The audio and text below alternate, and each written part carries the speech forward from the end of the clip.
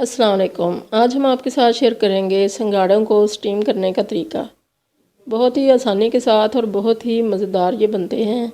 बहुत dry dry से बनते हैं, ज़रा भी चिपचिपे या पानी वाले नहीं बनते, क्योंकि इनको हमने पानी के अंदर नहीं डालना है। तो ये तरीका बहुत ही आसान है और बहुत अच्छे ड्राई ड्राई से ये बनेंगे और बहुत ही सबको पसंद आएंगे। मीठे मीठे से अंदर से इनकी जो गिरी बनती है अंदर से वो बहुत ही मीठी होती है।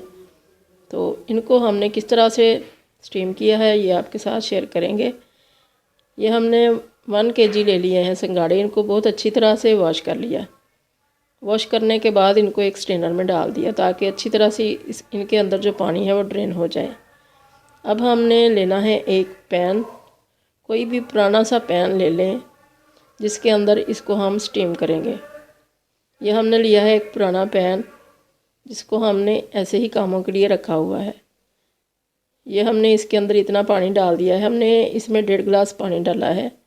इतना पानी हो कि जो ऊपर स्ट्रेनर रखे हैं वो इसको टच ना करे।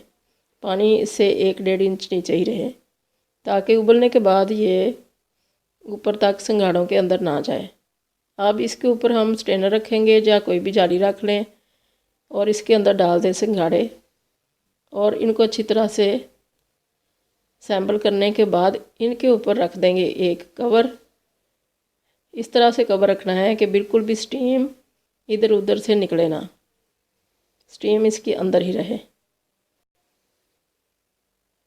और शुरू में हम 1 मिनट के लिए इसकी आंच फुल रखेंगे। 1 मिनट के बाद हम इसकी आंच मीडियम टू लो कर देंगे, मीडियम टू लो के दरमियान। तो 20 मिनट के बाद इनको हम चेक करेंगे। 20 मिनट के बाद हमने चेक किया था मगर अभी इनके अंदर थोड़ी सी कसर थी, कच्चे कच्चे थे ये। तो हमने 5-6 मिनट इनको और दिए। 5-6 मिनट देने के बाद ये अब हमारे बिल्कुल तैयार हो चुके हैं, बहुत ही अच्छे, जैसे कि हम चाहते थे।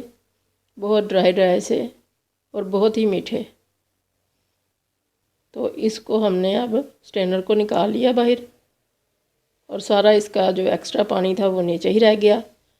तो हमने ये छील लिए और बहुत ही अच्छे और मज़ेदार मीठे मीठे तैयार हो चुके हैं, बहुत ही ड्राई ड्राई से। और इनको काले नमक के साथ सर्व करते हैं और काले नमक के साथ इनका कॉम्बिनेशन बहुत ही अच्छा लगता है।